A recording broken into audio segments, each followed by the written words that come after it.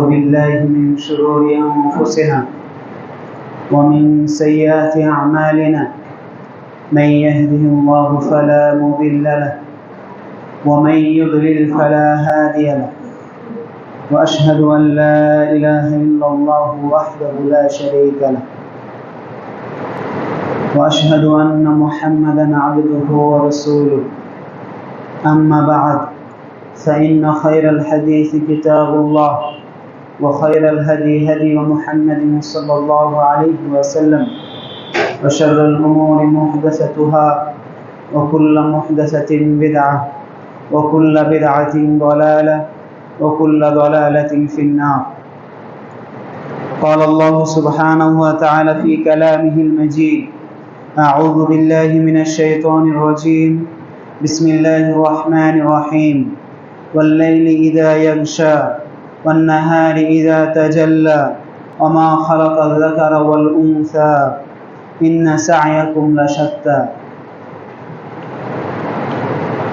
প্রশংসা একমাত্র আল্লাহ সুবহানাহু ওয়া তাআলার জন্য, যে আল্লাহ সুবহানাহু ওয়া তাআলার অশেষ কৃপায়, যে মহান রব্বুল আলামিনের দয়ায় প্রতি সপ্তাহের ন্যায় আজকেও সঈদুল আইয়ামে আমরা সকলেই উপস্থিত হতে পেরেছি। সেই মহান প্রতিপালকের দরবারে লাখো কোটি শুকরিয়া জ্ঞাপন করে সকলে বলি আলহামদুলিল্লাহ।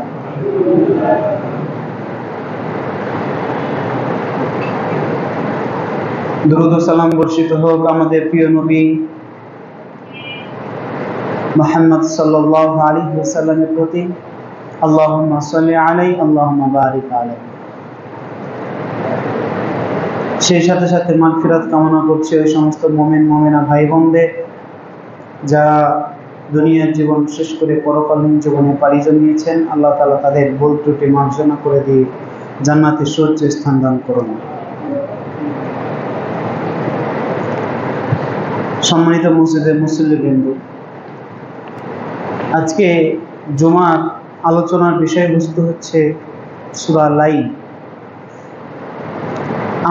আমাদের অনেকেরই সূরাটা মুখস্থ রয়েছে, অনেকেই প্রতিনিয়ত আমরা পড়ি সালাতের মাঝে। তা আল্লাহ তাআলা এই সূরায়, ছোট্ট একটি সূরা, এই সূরাতে আল্লাহ সুবহানাহু ওয়া তাআলা আমাদেরকে কি মেসেজ দিয়েছে? বর্তমান প্রেক্ষাপট অনুযায়ী বর্তমান সময়ে আমাদের জন্য খুবই গুরুত্বপূর্ণ একটি বিষয় বলে মনে করছি। তো আমরা ধারাবাহিকভাবে সূরা লাইলের আয়াতগুলো পড়ব এবং তার ব্যাখ্যা সম্পর্কে ইনশাআল্লাহ আমরা জানব। আমরা বাইরের কথা না বলে সরাসরি আমরা সূরায় প্রবেশ করি। এই সূরায় সর্বমোট আয়াত আছে 21টি, শব্দ আছে 71টি, বর্ণ আছে 312টি। তো আল্লাহ তাআলা প্রথমেই রাত্রের কসম করতেছেন, ওয়াল লাইল, রাতের শপথ, রাতের কসম। আর এই ওয়াল লাইল, রাতের কসম করার জন্যই আল্লাহ সুবহানাহু ওয়া তাআলা সূরার নামই দিয়েছে লাইল, অর্থাৎ হচ্ছে রাত্রি। আল্লাহ তাআলা প্রথমেই কসম করছেন এইভাবে, ওয়াল লাইলি ইযা ইয়াগশা, রাতের শপথ যখন সে আচ্ছন্ন করে। ওই রাতের শপথ যে রাত কি করে? আচ্ছন্ন করে, ঢেকে ফেলে। কাকে ঢাকে? কাকে আচ্ছন্ন করে? দিনকে আচ্ছন্ন করে। আল্লাহ সুবহানাহু ওয়া তাআলা এই আয়াতে রাত্রি ঢাকে, ইয়াগশা অর্থাৎ যারা আমরা আরবি টুকিটাক পড়াশোনা করেছি, আমরা ভালোভাবে অবগত রয়েছি। ইয়াগশা শব্দটা হচ্ছে ফিল মুবারক, অর্থাৎ বর্তমান এবং ভবিষ্যৎকাল এবং চলমান, কন্টিনিউয়াস, এটাকে অন্তর্ভুক্ত করে। তাহলে রাত প্রতিনিয়ত দিনকে ঢেকে ফেলে, আচ্ছন্ন করে, আবৃত করে নেয়। এরপর আল্লাহ তাআলা কসম করছেন, ওয়ান নাহারি ইযা তাজাল্লা, ওই দিনের শপথ যেই দিন যখন সে প্রকাশিত হয়। এখানে আল্লাহ সুবহানাহু ওয়া তাআলা ইযা তাজাল্লা, তাজাল্লার জায়গায় থেকে কিন্তু মাজির শেখা ব্যবহার করেছেন, মানে অতীতের শেখা ব্যবহার করেছেন। ওই দিনের শপথ যেই দিন যখন সে কি হয়, প্রকাশিত হয়, অর্থাৎ প্রকাশিত হয়েই আছে, সে কখনোই আর লুকায়িত হয় না, কিন্তু রাত্রি এসে দিনকে কি করে, ঢেকে ফেলে। প্রথমে আল্লাহ সুবহানাহু ওয়া তাআলা কসম করছে রাত্রে, এরপর আল্লাহ তাআলা কসম করছেন দিনের, যেই দিন প্রকাশিত থাকে। যদিও আরবি গ্রামারের ভাষায় আমরা জানি ইজা যদি মাজি বা মুজারের শুরুতে আসে সব সময় সেটা ভবিষ্যতের অর্থ দেয়, যার শুরুতে আসুক না কেন। তবুও দুই জায়গাতে আল্লাহ সুবহানাহু ওয়া তাআলা দুইটা শব্দ ব্যবহার করেছেন, এক জায়গাতে মুজারে আর এক জায়গাতে হচ্ছে মাদি। অবশ্যই এখানে তাৎপর্য রয়েছে।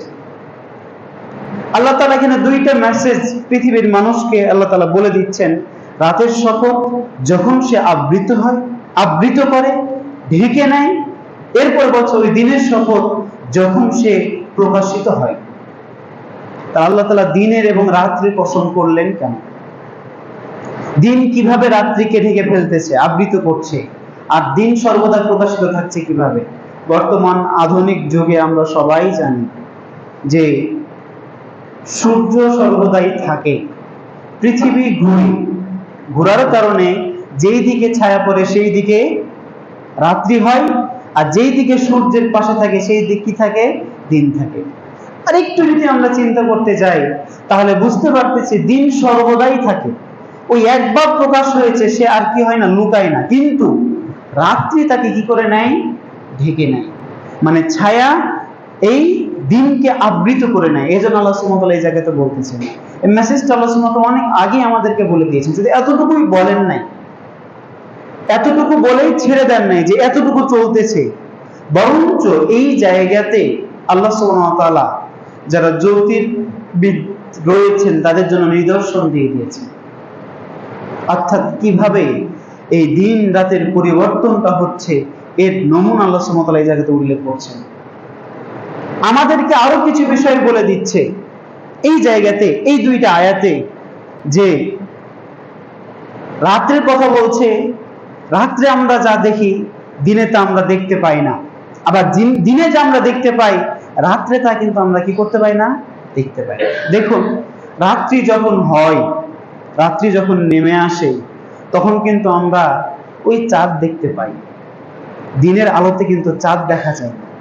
আবার এত বড় বড় নক্ষত্র রয়েছে, সেই নক্ষত্রগুলো যখন রাত্রি নামে তখন আমরা সেই নক্ষত্রগুলো দেখতে পাই, অনেক ছোট ছোট দেখতে পাই না, ছোট ছোট দেখতে পাই। ঠিক আবার যখন দিন হয় তখন ছোট্ট একটি গ্রহ পৃথিবী, এই পৃথিবীর সমস্ত জিনিসগুলো আমাদের কাছে প্রকাশিত হয়ে যায়, সমস্ত জিনিসগুলো আমাদের কাছে কি হয়ে যায়, প্রকাশিত হয়ে যায়, আমাদের কাছে প্রকাশ পায়। আমরা পৃথিবীর সাথে যত কিছু জড়িত রয়েছে, যত কিছু রয়েছে, পাহাড় পর্বত থেকে শুরু করে সবগুলো আমরা দেখতে পাই। তো আল্লাহ তাআলা এই জায়গাতে আমাদের কি বোঝাতে চাচ্ছেন? আল্লাহ তাআলা আমাদেরকে বোঝাতে চাচ্ছেন যে এই পৃথিবীর সামান্য দিনের যে দিনে যে তোমরা দেখতে পাচ্ছ, এটা মনে করে ভেবো না যে রাতের যেগুলো দেখতে পাচ্ছ সেগুলো ছোট। দিনে আমরা যে পৃথিবীর যে জিনিসগুলো দেখতেছি সেই তুলনায় রাত্রের যে জিনিসগুলো আমরা ছোট ছোট দেখতে পাই সেগুলো অনেক বিশাল। একটা নক্ষত্র এই পৃথিবীর চাইতে যে কত গুণ বড়। তো এই যে আল্লাহ তাআলা আমাদেরকে কসম করছেন দুইটা জিনিসের, দিনের এবং রাত্রির, করার পরে আমাদেরকে নিদর্শন দিচ্ছেন। এই জায়গাতে আমাদের প্রতিটা মানুষের শিক্ষা রয়েছে, শিক্ষা গ্রহণ করার ক্ষেত্র রয়েছে। আল্লাহ তাআলা আমাদের শিক্ষা অর্জন করতে বলছেন, যেমন ভাবে বিজ্ঞানের যারা চিন্তাশীল উপদেশ গ্রহণকারী তাদের যেমন নিদর্শন দিচ্ছেন, প্রতিটা মানুষকে আল্লাহ সুবহানাহু ওয়া তাআলা নিদর্শন দিচ্ছেন। কিভাবে? ব্যাঙ যেমন কুয়োতে পড়লে কুয়োর ভিতরে যে ব্যাঙ থাকে সে যেমন মনে করে এই কুয়োর ভিতরে যা আছে, আশেপাশে যা দেখছে এটাই মনে হয় সব বড়, সবচেয়ে বড়, এর বাইরে কিছু নেই। কিন্তু বাইরে বের হলে, কুয়ো থেকে বাইরে বের হলে বিশাল একটা পৃথিবী দেখতে পাই না, পাই। ঠিক আমরা এই দুনিয়ার জীবন, এই দুনিয়া দেখে মনে করতেছি এটা অনেক কিছু, কিন্তু এই দুনিয়ার জীবনের পরও আরো কিছু রয়েছে যা আমাদের অজানা। এই দুনিয়ার জীবনে শুধুমাত্র আমাদের মুখ্য নয়, বরং এর বাইরে আমাদের আর বিশাল জগৎ রয়েছে। এই জগৎ নিয়ে আল্লাহ সুবহানাহু ওয়া তাআলা আমাদেরকে চিন্তা করতে বলছেন, অর্থাৎ মৃত্যুর পরকালীন সময়। এরপরে আল্লাহ সুবহানাহু ওয়া তাআলা বলতেছেন যে ওমা খালাকাল যাকারা ওয়াল উনসা, এবং তার শপথ যা তিনি সৃষ্টি করেছেন নর এবং নারী। অর্থাৎ আল্লাহ সুবহানাহু ওয়া তাআলা নিজের কসম করতেছেন, তিনি তার নিজের সত্তার কসম করছেন। তিনি সমস্ত কিছুকে সৃষ্টি করেছেন কি হিসেবে? নর এবং নারী। এখান থেকে আরো একটা বিষয় আসছে, নেগেটিভ পজিটিভ, যেটাকে বিজ্ঞানের ভাষায় সাধারণত বলে থাকে আমাদের যে ইলেকট্রন এবং প্রোটন। এই কণাগুলো দিয়ে আল্লাহ সুবহানাহু ওয়া তাআলা এমন কিছু বস্তু সৃষ্টি করেছেন যার মাধ্যমে গোটা পৃথিবী আল্লাহ সুবহানাহু ওয়া তাআলা পরিচালনা করছেন। অর্থাৎ প্রতিটা ক্ষেত্রেই কারেন্টের যে তার রয়েছে, এতেও নেগেটিভ পজিটিভ রয়েছে। একটা উদ্ভিদ জন্ম নিচ্ছে, এতেও রয়েছে মুযাক্কার মুআন্নাস, অর্থাৎ নারী পুরুষ। আর এই কথা আল্লাহ সুবহানাহু ওয়া তাআলা বলছেন, মানুষকে যেমন আল্লাহ সুবহানাহু ওয়া তাআলা জোরে জোরে সৃষ্টি করেছেন, প্রতিটা প্রাণীকে, প্রতিটা ক্ষেত্রে, প্রতিটা বস্তুর ক্ষেত্রে আল্লাহ সুবহানাহু ওয়া তাআলা জোড়া দিয়ে দিয়েছেন। এজন্য আল্লাহ সুবহানাহু ওয়া তাআলা এখানে মানুষকে নির্ধারণ করছেন না, তিনি বলছেন যিনি সৃষ্টি করেছেন সকল কিছুকে নর এবং নারী করে। অর্থাৎ পৃথিবীতে যত বস্তু রয়েছে সবকিছু কি রয়েছে? নর নারী করে আল্লাহ সুবহানাহু ওয়া তাআলা পৃথিবীতে পাঠিয়েছেন। তো আল্লাহ সুবহানাহু ওয়া তাআলা এখানে কসম করে আমাদেরকে বোঝাতে চাচ্ছেন যে আল্লাহ তাআলা এই পুরো পৃথিবীটাকে পরিচালনা করছেন নর নারী করে সৃষ্টি করে। অর্থাৎ তিনটার কসম আল্লাহ সুবহানাহু ওয়া তাআলা ধারাবাহিকভাবে খেলেন। এরপর আল্লাহ সুবহানাহু ওয়া তাআলা আমাদের কিছু ব্যক্তির পরিচয় তুলে ধরবেন। তিনটি বিষয়ের কসম করে দুই শ্রেণীর লোকের তিন ধরনের গুণ বর্ণনা করছেন আল্লাহ সুবহানাহু ওয়া তাআলা। এরপরে সেই গুণগুলো আমরা ভালো করে লক্ষ্য করব। এগুলো আল্লাহ সুবহানাহু ওয়া তাআলা আমাদেরকে বললেন, কসম করে বললেন, কসম করেছেন, অবশ্যই এখানে কোনো কিছু রয়েছে, এখানে আমাদের জন্য শিক্ষা রয়েছে। আমরা যখনই দেখবো আল্লাহ সুবহানাহু ওয়া তাআলা কোনো বিষয় নিয়ে, কোনো ফল নিয়ে বা যে কোনো বিষয় নিয়ে কসম করছেন, আপনাকে বুঝতে হবে অবশ্যই অবশ্যই এর ভিতরে মহৎ কোনো কিছু লুকিয়ে রয়েছে। আল্লাহ সুবহানাহু ওয়া তাআলা তুচ্ছ কোনো বিষয় নিয়ে কখনোই কসম করেন না। তিনি যেহেতু কসম করেছেন, অবশ্যই এখানে কোনো কিছু লুকিয়ে রয়েছে। এরপরে আসছে আমাদের আসল কথা, যেই কথাগুলো সম্পর্কে আল্লাহ সুবহানাহু ওয়া তাআলা বলতে গিয়ে তিন ধরনের কসম করলেন, তিনটি বিষয়ের কসম করলেন, রাত্রের, দিনের এবং আমাদের কে আল্লাহ সুবহানাহু ওয়া তাআলা জোড়ায় জোড়ায় সৃষ্টি করেছেন নারী পুরুষে, এই বিষয়ে কসম করলেন। করার পর আল্লাহ সুবহানাহু ওয়া তাআলা বলছেন ইন্না সা'য়াকুম লাশাত্তা, নিশ্চয় তোমাদের কর্ম পদ্ধতি বিভিন্ন ধরনের। অর্থাৎ আমরা যেমন ভাবে, প্রতিটা মানুষ আমরা যেভাবে চলতেছি, আমাদের সবার কর্ম একরকম নয়। আমাদের এক একজনের কর্ম এক এক রকম। আমরা এক এক রকম ভাবে দুনিয়াতে চলাফেরা করি। তো আল্লাহ তাআলা যেমন ভাবে আগের গুলোকে বলছে, রাত যেমন দিন নয়, দিন যেমন রাত নয়, একটা অপরটার বিপরীত। পুরুষ যেমন নারী নয়, নারী যেমন পুরুষ নয়, একটা অপরটার বিপরীত। ঠিক তোমাদের যে সমস্ত কর্ম রয়েছে, এই কর্মগুলো বিভিন্ন প্রকারের, বিভিন্ন ধরনের। আল্লাহ তাআলা আমাদেরকে এই কথা বলছেন। বলার পরে আল্লাহ সুবহানাহু ওয়া তাআলা বলছেন فأما من أعطى واتقى وصدق بالحسنى فسنيسره لليسرى। আল্লাহ তাআলা বললেন তোমাদের যে সমস্ত কর্ম রয়েছে, মানুষের যে সমস্ত কর্ম প্রচেষ্টা রয়েছে, এগুলো বিভিন্ন ধরনের। এটা বলার পরে আল্লাহ সুবহানাহু ওয়া তাআলা এবার বলছেন فأما من أعطى واتقى, অতঃপর যে ব্যক্তি দান করে ও আল্লাহকে ভয় করে, ওয়াসাদ্দাকা বিল হুসনা, উত্তম বিষয়কে সত্য বলে মেনে নেয়, উত্তম বিষয়কে সত্য বলে বিশ্বাস করে, ফাসানুয়াসসিরহু লিল ইউসরা, আমি ওই ব্যক্তির জন্য সহজটাকে সহজ করে দেব। এখানে আমাদের আরো বেশ কিছু বিষয় জানার রয়েছে, আমরা শুধুমাত্র সরল অনুবাদটুকু জানলাম। আল্লাহ তাআলা প্রথমে বলছেন যে দান করে, যে খরচ করে, এরপর আল্লাহকে ভয় করে, সত্যকে, উত্তমকে সত্য বলে বিশ্বাস করে, প্রথমে দান করার কথা বলেছে। আল্লাহ যে সম্পদ দিয়েছে সেটা আপনাকে খরচ করতে হবে, আল্লাহর রাস্তায় আপনাকে ব্যয় করতে হবে। এরপরে আল্লাহকে ভয় করতে বলছে, আর সত্যায়ন করার কথা বলছে। উত্তম করার উদ্দেশ্য হচ্ছে এখানে লা ইলাহা ইল্লাল্লাহ। যে সমস্ত মুফাসসির রয়েছেন তারা এই হোসনা দ্বারা তারা উদ্দেশ্য নিয়েছে লা ইলাহা ইল্লাল্লাহ। লা ইলাহা ইল্লাল্লাহ হচ্ছে তাওহীদের বাণী। আর এই হোসনা, এই তাওহীদ যদি না থাকে তাহলে কেউ জান্নাতে যেতে পারবে না। এই জন্য আবার কেউ হোসনা দ্বারা সরাসরি উদ্দেশ্য নিয়েছে জান্নাতকে, অর্থাৎ জান্নাতকে যে সত্যায়ন করে, আছে আল্লাহ প্রস্তুত করে রেখেছে এটা বলে বিশ্বাস করে, বলছে এই সমস্ত ব্যক্তি যার ভিতরে এই তিনটা গুণ থাকবে, এই ব্যক্তির জন্য সহজ কাজকে আল্লাহ তাআলা আরো কি করে দিবেন? সহজ করে দিবেন।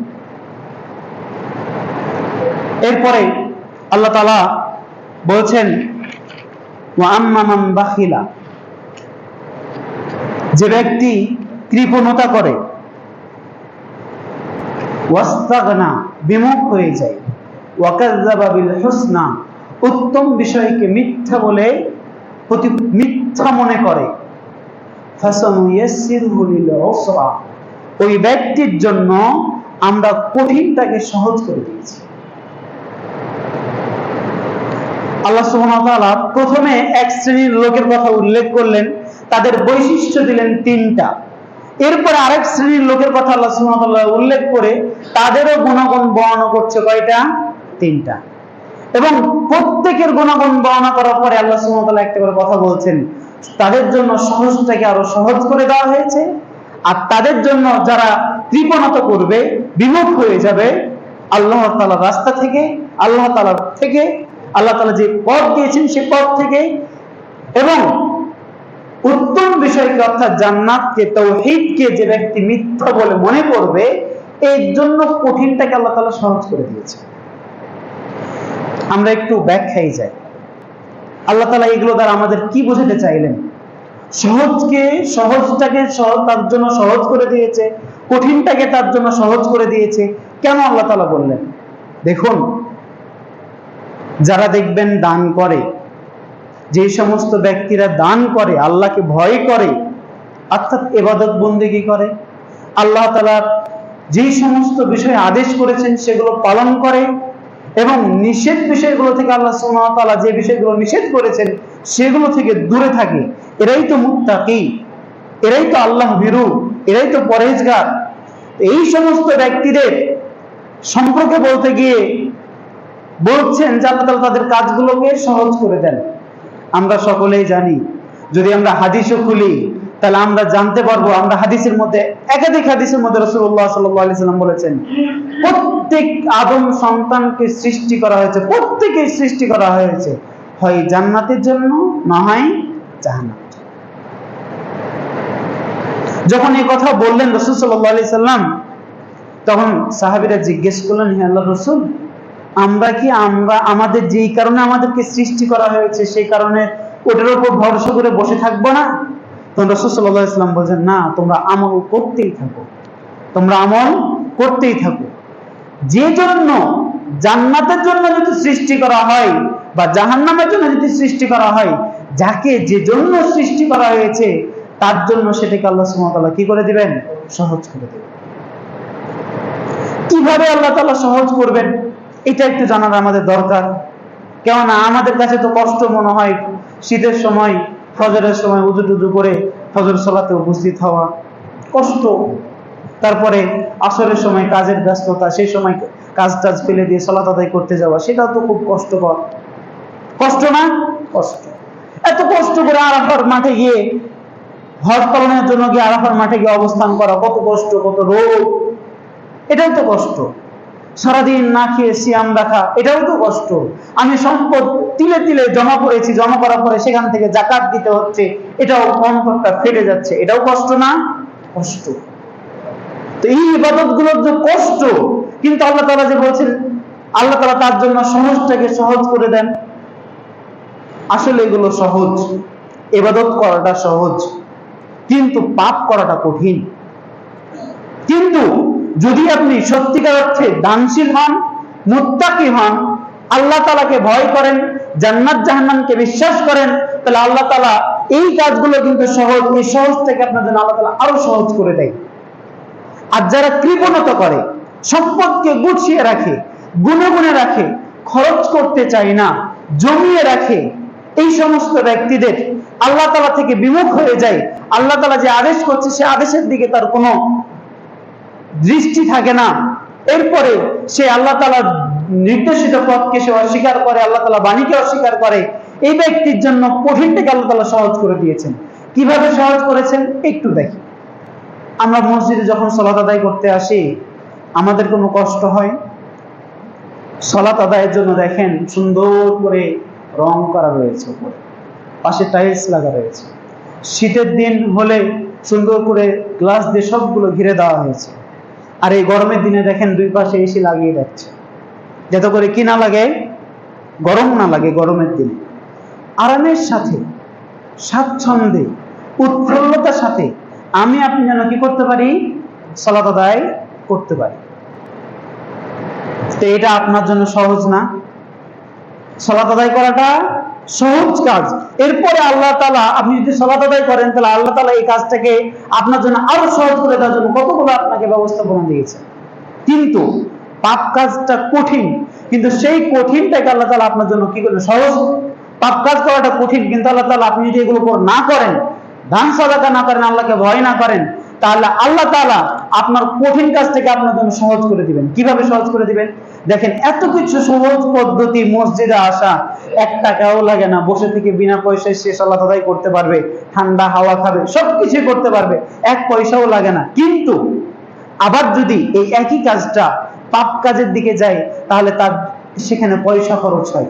যেমন সিনেমা দেখতে গিয়েছেন আপনি, সিনেমা দেখতে গেলে কি করা লাগে? টিকিট কাটা লাগে, টিকিট কাটতে হয়। টিকিট কাটতে কি লাগে? টাকা পয়সা লাগে। এরপরে ভালো যদি সিট নিতে যান তাহলে সেটার জন্য আরো এক্সট্রা টাকা লাগে। আপনি যদি কোনো কিছু করতে যান আরো বেশি লাগে। আপনি যদি একটু সমাজে যদি একটু ভালো মানুষ হন, তাহলে আপনাকে লুকিয়ে যাওয়া লাগে, গোপনে যাওয়া লাগে, মানুষজন আপনাকে দেখতে না পায়। তাহলে দেখুন, প্রথমত আপনাকে লুকিয়ে যেতে হচ্ছে, এটা আপনার জন্য একটু কষ্টকর, কারণ আরেকজন দেখে ফেললে কি হবে, মান সম্মান সব চলে যাবে। 2 নাম্বার বিষয় হচ্ছে আপনাকে টাকা লাগছে, তারপর আপনি কি করছেন, যাচ্ছেন। এরপরে আরো একটু সামনে সিট নেওয়ার জন্য আপনাকে আরো বেশি টাকা লাগতেছে।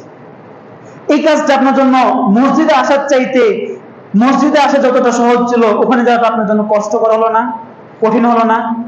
কিন্তু আপনি দান সাদকা না করার কারণে, আল্লাহ থেকে বিমুখ হয়ে যাওয়ার কারণে, আল্লাহ তাআলাকে ভয় না করার কারণে, আল্লাহ যে লা ইলাহা ইল্লাল্লাহ, আল্লাহ ছাড়া সত্য কোনো ইলাহ নেই, এটা বিশ্বাস না করার কারণে আল্লাহ তাআলা ওই কঠিন কাজটাকে আপনার জন্য সহজ করে দিয়েছে। এরপরে আরো একটু দেখাই, সিগারেট খাওয়া, বিড়ি খাওয়া, যে সমস্ত জর্দা রয়েছে, এইসব মাদক দ্রব্য রয়েছে, ধূমপান রয়েছে, এগুলো আমাদের শরীরের জন্য ক্ষতিকর না? অবশ্যই ক্ষতিকর। আমি যদি সিগারেট খাই, আমার পাশের যে লোক, সে লোক আমার সিগারেটের গন্ধে আমার সাথে কথা বলতে চায় না, দূরে দূরে থাকে। আবার সিগারেট বা যদি জর্দা খান, তাহলে আবার আরেকজনের সামনে কথা বলার আগ দিয়ে আপনাকে ভালো করে দাঁত ব্রাশ করতে হয়। পান খেলে দাঁত যেন ময়লা না হয়ে থাকে, লাল না হয়ে থাকে, যেন ভালো করে দাঁত ঘষতে হয়। এরপর আরেকজনের সামনে আপনাকে কথা বলতে হয়। আর এটা খোয়াতে গেলে, আপনাকে কিনতে গেলে টাকা লাগে, পয়সা লাগে, প্রতিনিয়ত আপনার টাকা খরচ হচ্ছে খেতে খেতে।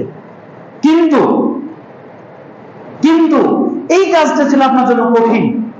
আপনি তা পয়সা দিবেন, টাকা খরচ করবেন, ধূমপান করবেন, এই কাজটা আপনার জন্য কঠিন ছিল। কিন্তু আপনি এই আল্লাহ তাআলা নির্দেশিত পথ, আল্লাহ তাআলা নির্দেশিত যে বিষয়গুলো, এগুলো না পালন করার কারণে আল্লাহ তাআলা এই মদ, সিগারেট সহকারে যতগুলো ধূমপান যত জিনিস রয়েছে, এগুলো আল্লাহ তাআলা আপনার জন্য সহজ করে দিয়েছে। আবার দেখেন, আপনি জানছেন যে বস্তুটা খাচ্ছেন তার উপরে লেখাও রয়েছে এটা স্বাস্থ্যের জন্য ক্ষতিকর, এটা শরীরের জন্য ক্ষতিকর, এটা শরীরের জন্য ভালো নয়, অনেকের ক্যান্সার হচ্ছে। আপনি এত কিছু জানার পরেও ওই কাজটা কিন্তু কঠিন, বাস্তবেই কঠিন, তারপর আপনি কি করছেন, ওইটাই খাচ্ছেন। কেন খাচ্ছেন? কেননা আপনি এই কাজগুলো করছেন না, জাহান্নামের জন্য আপনি তৈরি হয়ে আছেন, এজন্য কঠিন কাজটাকে আল্লাহ তাআলা আপনার জন্য সহজ করে দিচ্ছে।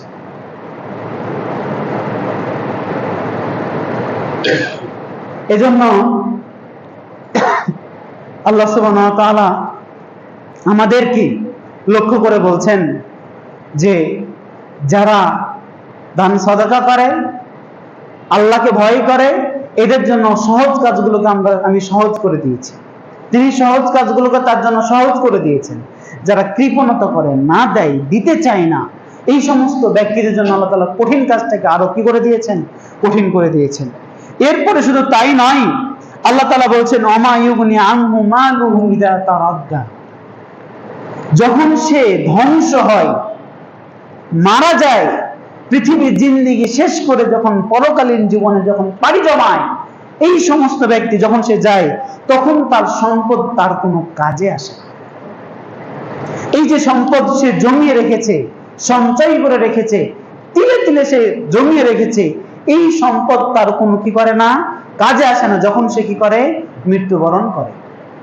কেননা এই তার জীবদ্দশায় সে সম্পদের মায়া করে যেমন সে খেতে পায়নি, পড়তে পায়নি, দান করতে পারি নাই, ঠিক যখন সে মৃত্যুবরণ করবে তখনও তার সম্পদ তার কোনো কাজে আসবে না।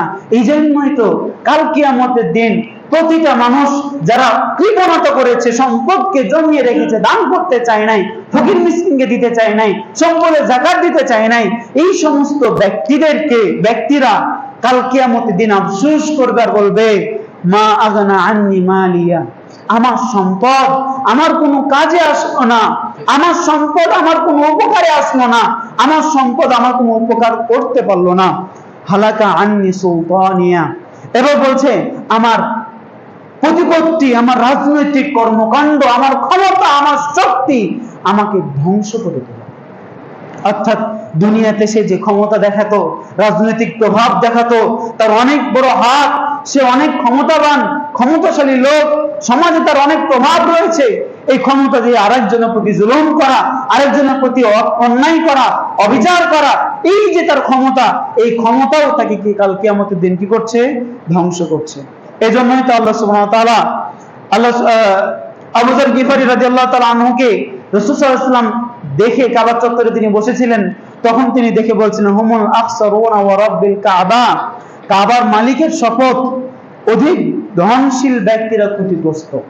যারা অনেক সম্পদের অধিকারী, এই সমস্ত ব্যক্তিরা ক্ষতিগ্রস্ত। এটা আবু যর গিফারীকে লক্ষ্য করে রাসূলুল্লাহ সাল্লাল্লাহু আলাইহি ওয়াসাল্লাম কি করেছিলেন? বলেছিলেন। অর্থাৎ এই আয়াতগুলো তো বলতেছে কাল কিয়ামতের দিন প্রতিটা মানুষ তার সম্পদের জন্য সে আফসোস করবে এবং বলবে আমার সম্পদ আমার কোনো কাজে আসলো না, এবং আমি যেই ক্ষমতার প্রভাব দেখাতাম, এই প্রভাব আমাকে ধ্বংস করে দিচ্ছে, এই প্রভাব আমাকে ধ্বংস করে দিয়েছে, এই ক্ষমতা আমাকে শেষ করে দিয়েছে। এরপরে রাসূলুল্লাহ সাল্লাল্লাহু আলাইহি ওয়াসাল্লাম, সহিহ বুখারীর হাদিস, রাসূলুল্লাহ সাল্লাল্লাহু আলাইহি ওয়াসাল্লাম আরো একটি কথা বলেছেন, যারা কৃপণতা করে, এইদের কথা বলতে গিয়ে তিনি বলছেন লা ইয়াস্তামিউ আশ-শুহু ওয়াল ঈমানু ফি কলবি ওয়াহিদি আবদিন আবাদান, একই বান্দার অন্তরে কখনো ঈমান এবং কৃপণতা একত্রিত হতে পারে না। যদি পরিপূর্ণ মুমিন হয় তাহলে অবশ্যই তাকে দানশীল হতে হবে, অবশ্যই তাকে কি হতে হবে? দানশীল হতে হবে, দান করতেই হবে, নাহলে সে মুমিন হতে পারে না। দান করে না মানে সে মুমিন না। কেননা এই কৃপণতা এবং ঈমান কখনোই এক ব্যক্তির মাঝে এই দুই গুণের সমাবেশ, সমন্বয় ঘটতে পারে না। অবশ্যই আপনি আমি এখন চিন্তা করি আমি কতটুকু দান করি, আপনার দানের মাত্রার উপর নির্ভর করছে আপনার ঈমান কতটুকু পরিপূর্ণ। এই জন্য আল্লাহ সুবহানাহু ওয়া তাআলা বলেছেন ওয়াসাদদাকা বিল হুসনা, ওয়াসাদদাকা বিল হুসনা, যারা সত্যকে, উত্তম জিনিসকে সত্য বলে বিশ্বাস করে। তো আল্লাহ তাআলা আমাদেরকে বলতেছেন দান করতে হবে, প্রতিনিয়ত দান করতে হবে। আমরা সম্পদের মায়ায় জড়িয়ে এমন এক অবস্থায় আমরা গিয়েছি যাতে করে মনে হচ্ছে এই সম্পদ আমার চিরকাল থেকে যাবে। অবশ্যই আমাদেরকে দান সদকা বেশি বেশি করতে হবে। এরপর আল্লাহ তাআলা বলছেন ইন্না আলাইনা লাল হুদা, নিশ্চয় আমাদের দায়িত্ব হলো পথ প্রদর্শন করা। অর্থাৎ আল্লাহ তাআলা পৃথিবীর মানুষকে দুইটা পথ দেখাচ্ছেন। একটা সরল সঠিক সোজা পথ, সিরাতে মুস্তাকিম, সেটাই হচ্ছে সহজ, আর সহজ কাজটাকে তাদের জন্য আরো সহজ করে দিবেন। আর একটা হচ্ছে জাহান্নামের পথ। তো আল্লাহ তাআলা বলছেন আমাদের কাজ হচ্ছে, আমাদের দায়িত্ব হচ্ছে পথ প্রদর্শন করা। অর্থাৎ কোন পথে গেলে তুমি জান্নাত পাবে, নাজাত পাবে, কোন পথে গেলে তুমি বিপদে পড়বে, তোমার জীবন ধ্বংস হয়ে যাবে, এই কাজ ছাড়া, এই দায়িত্ব ছাড়া আমাদের অন্য কোনো দায়িত্ব নেই। এই জন্য তো হেদায়েতের মালিক একমাত্র আল্লাহ তাআলা, আর হেদায়েতের মালিক একমাত্র আল্লাহ তাআলা। হেদায়েতের কেউ ক্ষমতা রাখে না আল্লাহ সুবহানাহু ওয়া তাআলা ছাড়া। এই জন্য তো আল্লাহ সুবহানাহু ওয়া তাআলা বলছেন ইন্নাকা লাতাহদি মান আহবাবতা, হে মুহাম্মদ আপনি যাকে ইচ্ছা তাকে আপনি হেদায়েত দিতে পারবেন না। আপনি যাকে ইচ্ছা তাকে মনে করবেন হেদায়েত দিবেন, আপনি এটা পারবেন না। এই হেদায়েত আপনার হাতে নেই, এই ক্ষমতা আপনাকে দেওয়া হয় নাই। আরেক প্রকার হেদায়েত হচ্ছে সঠিক পথ প্রদর্শন করে দেওয়া। অর্থাৎ আল্লাহ তাআলা আবার মুহাম্মদ সাল্লাল্লাহু আলাইহি ওয়াসাল্লাম বলছে ইন্নাকা লাতাহদি ইলা সিরাতিল মুস্তাকিম, নিশ্চয় আপনি সরল সঠিক পথের দিকে পথ প্রদর্শনকারী, আপনি পথ প্রদর্শন করবেন। এজন্য হেদায়েত যেটা, অর্থাৎ আমাদের হেদায়েত অর্থাৎ কম করে ঈমান নিয়ে আসার, এটার দায়িত্ব একমাত্র আল্লাহ সুবহানাহু ওয়া তাআলার হাতেই। এই দায়িত্ব আল্লাহ সুবহানাহু ওয়া তাআলা মুহাম্মদ সাল্লাল্লাহু আলাইহি ওয়াসাল্লামকে দেননি, বরঞ্চ মুহাম্মদ সাল্লাল্লাহু আলাইহি ওয়াসাল্লামকে যে হেদায়েতের দায়িত্ব দিয়েছেন, সেই হেদায়েত হচ্ছে সঠিক সরল সহজ পথ, এবং কোনটা বাঁকা পথ বক্র পথ সেইটা কি করে দেওয়া, পরিষ্কার করে দেওয়া উম্মাহর সামনে। উম্মাহ কোন পথে চলবে সে বিষয়টা। এই জন্য মুহাম্মদ সাল্লাল্লাহু আলাইহি ওয়াসাল্লাম আমাদেরকে সরল সঠিক সহজ পথের তিনি দিশা দিয়ে গেছেন। এরপরে আল্লাহ সুবহানাহু ওয়া তাআলা বলছেন ওয়া ইন্না লানা লাল আখিরাতি ওয়াল উলা, নিশ্চয় আমাদের মালিকানায় রয়েছে পরকাল ও ইহকাল। আল্লাহ তাআলা প্রথমে যে বিষয়টা উল্লেখ করছেন সেটা হচ্ছে পরকালের কথা। অর্থাৎ আল্লাহ তাআলা মালিকানায় রয়েছে পরকাল। আল্লাহ তাআলা কেন প্রথমে বললেন পরকাল? কারণ এই জন্যই বললেন, গুরুত্ব বোঝাতে বলছেন। পরকালের যত মালিকানা রয়েছে সব আল্লাহ তাআলার হাতে। এই মালিকানা কাউকে দেওয়া হয় নাই, কিন্তু দুনিয়ার মালিকানাও আল্লাহ তাআলার। কিন্তু এই জায়গা থেকে কিছুটা হলেও মানুষকে তার কর্তৃত্ব আল্লাহ তাআলা দিয়েছেন সাময়িকের জন্য। সাময়িকের জন্য মানুষকে আল্লাহ সুবহানাহু ওয়া তাআলা কিছু কর্তৃত্ব আল্লাহ সুবহানাহু ওয়া তাআলা দিয়ে রেখেছেন। কিন্তু আল্লাহ তাআলার কাছে সমস্ত মালিকানা কার কাছে? আল্লাহ সুবহানাহু ওয়া তাআলার কাছে। এছাড়া আর অন্য কারো কাছে কোনো মালিকানা নেই। এরপর আল্লাহ তাআলা বলছেন ফাআনজারতুকুম নারান তালাজ্জা, অতএব আমি তোমাদের প্রজ্বলিত অগ্নি থেকে সতর্ক করছি। আল্লাহ তাআলা সতর্ক বার্তা দিচ্ছেন যে আগুন জ্বালানো রয়েছে আমাদের পৃথিবীতে, যে আগুন আমরা দেখতে পাচ্ছি, কাল কিয়ামতের দিন সেই আগুন এর চাইতে 70 গুণ বেশি হবে, এর চাইতে 70 গুণ বেশি হবে। যেই আগুনের তাপমাত্রা, জাহান্নামের আগুনের তাপমাত্রা এতটা বেশি হবে, এর বর্ণনা দিয়ে গিয়ে রাসূল সাল্লাল্লাহু আলাইহি ওয়াসাল্লাম যেটা বলেছেন যে জাহান্নামের আগুনের তাপমাত্রা এত বেশি হবে, বর্ণনা দিয়ে রাসূল সাল্লাল্লাহু আলাইহি ওয়াসাল্লাম বলছেন কাল কিয়ামতের দিন জাহান্নামীদের সর্বনিম্ন শাস্তি হচ্ছে তার জুতার ফিতাটা হবে কিসের? জাহান্নামের আগুনের। এর কারণে ওই ব্যক্তির মাথার যে মগজ রয়েছে, মাথার যে খুলি রয়েছে, এই মাথার এটা কি টকবক টকবক করে ফুটবে। তাহলে এই তাপমাত্রাটা কত বেশি হবে। আর আল্লাহ তাআলা সতর্ক বার্তা দিচ্ছেন ফাআনজারতুকুম নারান তালাজ্জা, আমি ওই আগুনের বিষয়ে তোমাদেরকে সতর্ক বার্তা দিচ্ছি যে আগুন কি করছে? দাও দাও করে জ্বলছে। যে আগুন জ্বালিয়ে রাখা হয়েছে, নিভিয়ে রাখা হয় না, বরঞ্চ জ্বলতেই রয়েছে, সে আগুন সম্পর্কে আমি তোমাদেরকে সতর্ক বার্তা দিচ্ছি। লা ইয়াসলাহা ইল্লাল আশকা, তাতে শুধুমাত্র প্রবেশ করবে হতভাগা যারা, তারাই। হতভাগা ছাড়া কোনো ভাগ্যবান ব্যক্তি সেখানে কখনোই প্রবেশ করবে না। এজন্য বলছিলাম দুই শ্রেণীর আল্লাহ সুবহানাহু ওয়া তাআলা পৃথিবীকে, মানুষকে দুই ভাগে ভাগ করেছেন। একটা হচ্ছে সৌভাগ্যবান, আর একটা হচ্ছে দুর্ভাগ্যবান। এজন্য রাসূল সাল্লাল্লাহু আলাইহি সাল্লাম বলেছেন যে আমার উম্মতের সকলেই জান্নাতে প্রবেশ করবে, কুল্লু উম্মতি, আমার উম্মতের সকল ব্যক্তি জান্নাতে প্রবেশ করবে ইল্লা মান আবা, তবে ওই ব্যক্তি ছাড়া যে ব্যক্তি কি করবে? অস্বীকার করবে জান্নাতে প্রবেশ করতে। তখন সাহাবীরা জিজ্ঞেস করলেন, হে আল্লাহর রাসূল, জান্নাতে প্রবেশ করতে কি কেউ অস্বীকার করে? প্রবেশ করতে চায় না, এরকম কোন ব্যক্তি আছে? তো রাসূল সাল্লাল্লাহু আলাইহি ওয়াসাল্লাম বললেন, যে ব্যক্তি আমার আনুগত্য করবে সে ব্যক্তি জান্নাতে প্রবেশ করবে, আর যে ব্যক্তি আমার আনুগত্য করবে না, আমার বিরুদ্ধাচরণ করবে, আমার বিপরীতে চলবে, সেই কি করবে? জান্নাতে যেতে অস্বীকার। তাহলে এখানে আমরা সুস্পষ্টভাবে বুঝতে পারছি যে জাহান্নামে প্রবেশ যে করবে সে হচ্ছে হতভাগা, তার চাইতে হতভাগা আর কেউ নেই। আর যদি জান্নাতে যে ঢুকেছে, প্রবেশ করেছে, সেই মূলত সফল কাম। এরপর আল্লাহ তাআলা বলছেন আল্লাযী কাযযাবা ওয়া তাওয়াল্লা, ওই হতভাগাকে, যেই হতভাগা মিথ্যা প্রতিপন্ন করেছিল এবং ওয়া তাওয়াল্লা, মুখ ফিরিয়ে নিয়েছিল। আল্লাহ যেটা দিয়েছেন সেটাকে গ্রহণ করে নাই, সেটা থেকে দূরে সরে গিয়েছে, এবং আল্লাহ তাআলা যে বিধান দিয়েছে সেই বিধানকে তারা অস্বীকার করেছে। এরপর আল্লাহ তাআলা বলছেন ওয়াসায়ুজান্নাবুহাল আতকা, যারা তাকওয়া, যারা বেশি বেশি আল্লাহকে ভয় করত, তারা এইটা থেকে মুক্তি লাভ করবে, নাজাত লাভ করবে। এরপরে ওই তাকওয়াবান ব্যক্তি কারা, তাদের পরিচয় আল্লাহ তাআলা আবারও তুলে ধরছেন আল্লাযী ইউতি মালাহু ইয়াতাযাক্কা, যে ব্যক্তি তার ধন সম্পদ শুধুমাত্র আত্মশুদ্ধির জন্যই কি করেছে? দান করে দিয়েছে, প্রদান করে দিয়েছে। তার ধন সম্পদ সবকিছু বিলিয়ে দিয়েছে তার নিজের কিসের জন্য? আত্মশুদ্ধির জন্য, নিজেকে পবিত্র করার জন্য। এই ব্যক্তি হচ্ছে অধিক হারে কি? মুত্তাকি। আর এই মুত্তাকি ব্যক্তি এই জাহান্নামে প্রবেশ করা থেকে কি থাকবে? বেঁচে থাকবে। এরপরে বলছেন ওয়ামা আলি আহাদিন ইনদাহু মিন নি'মাতিন তুজজা, কেউ বাকি থাকবে না কাল কিয়ামতের দিন যাকে তার প্রাপ্য প্রতিদান দেওয়া হবে না।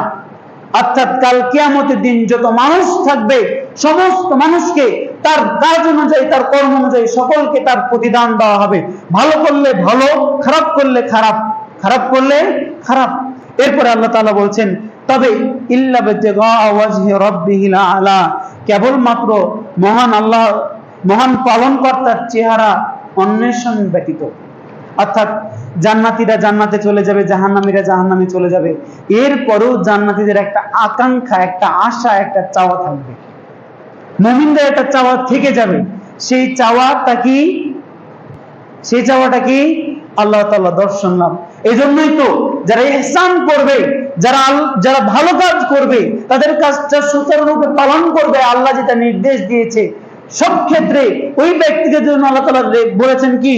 লিল্লাযীনা আহসানু, যারা ইহসান করবে তাদের জন্য রয়েছে হুসনা, জান্নাত, ওয়া জিয়াদা, অতিরিক্ত প্রাপ্তি। অতিরিক্ত প্রাপ্তিটা কি? জান্নাতে প্রবেশ করার পর কি? সেটা হচ্ছে আল্লাহ তাআলার দর্শন। এটাই হচ্ছে মুমিনদের সর্বশেষ পাওয়া। ওয়ালা সাউফা ইয়ারদা, অচিরেই মুমিন যে ব্যক্তি আল্লাহর রাস্তায় দান করবে, আল্লাহকে ভয় করবে, উত্তমটাকে সত্য বলে বিশ্বাস করবে, এই ব্যক্তি অচিরেই কি হবে? সন্তুষ্ট হবে। আল্লাহ তাআলা তাকে যা প্রদান করবে সে কারণে। সম্মানিত মসজিদের মুসল্লিবৃন্দ, সময় শেষ। আমরা এই সূরার মধ্যে আল্লাহ তাআলা আমাদেরকে যেটা বললেন, সারসংক্ষেপ কথা, সেটা হচ্ছে আল্লাহ তাআলা আমাদেরকে জান্নাত জাহান্নামের জন্য সৃষ্টি করে রেখেছেন। আল্লাহ তাআলা আমাদের পদ্ধতি বলে দিয়েছেন, আমরা কোন কোন কাজগুলো করলে বুঝবো যে আমরা জান্নাতে যাব, আর কোন কোন কাজগুলো করলে আমরা জাহান্নামে যাব। এবং আল্লাহ তাআলা এই দুনিয়ার ক্ষণস্থায়ী জীবনটাকে একেবারেই যে ছোট, পরকালীন জীবনের তুলনায় যেটা কিছুই নয়।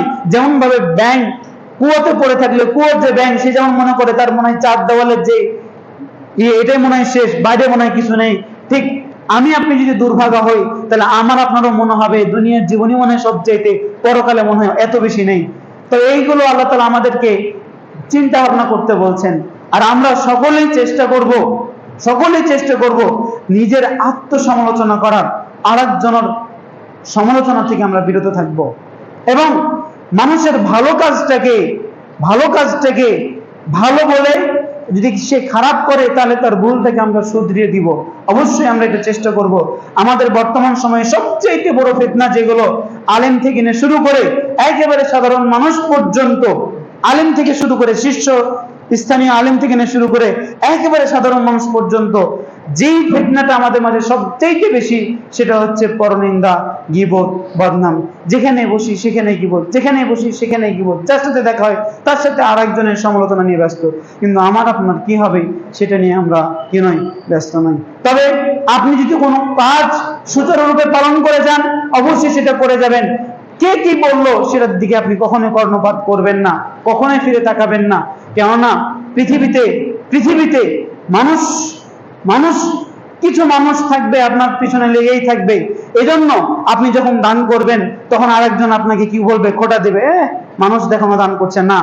আপনাকে তারা মানুষ দেখানো দান করার কথা বলুক বা যাই বলুক, আপনি আপনার ভালো কাজ করতেই থাকেন। মসজিদে এসে সময় দিচ্ছেন, দেখ দুদিনে আল্লাহওয়ালা হয়ে গেছে বলবে মানুষ, কিন্তু না, আপনি মসজিদে এসে সময় দেন, বসে কোরআন তেলাওয়াত করেন। কিছু মানুষ আপনি ভালো কাজটা করতে গেলেও সেই ভালো কাজে তারা ভুল ধরবে। প্রতিটা ক্ষেত্রে, প্রতিটা কেজে আপনি যদি ভালো ইবাদত করতে যান, আপনার এই ইবাদতও ভুল ধরবে। তাই বলে কি আপনি সেটা থেকে বিরত থাকবেন? একটা গল্প বলেই শেষ করে দেব, ছোট্ট একটা গল্প, 1 মিনিট হয়তো বা লাগবে। যে কিছু মানুষ সমাজে থেকেই থাকে। ইন্ডিয়ার একজন লেখক শিব খেরা, তার একটা বই আছে ইউ ক্যান উইন, তুমিও জিতবে। সে জীবনে সফলতা অর্জনের জন্য তিনি বেশ কিছু পয়েন্ট উল্লেখ করতে গিয়ে তিনি একটা কথা লিখেছেন, some people always look for the negative.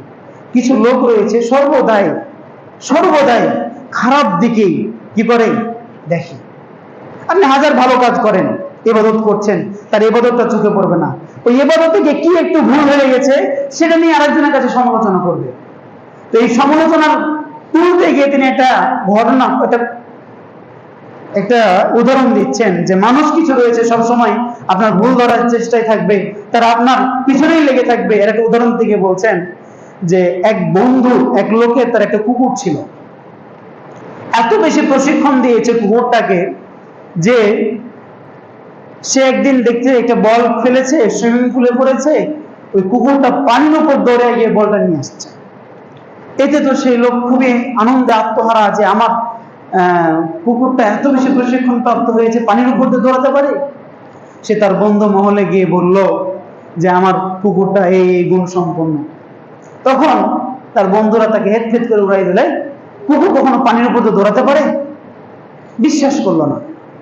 তখন সে চিন্তা করলো যে এটা তো আমার কথা বিশ্বাস করলো না, তাহলে আমি তাদেরকে একদিন দাওয়াত দিয়ে ডেকে তাদেরকে সচক্ষে এটা দেখাই।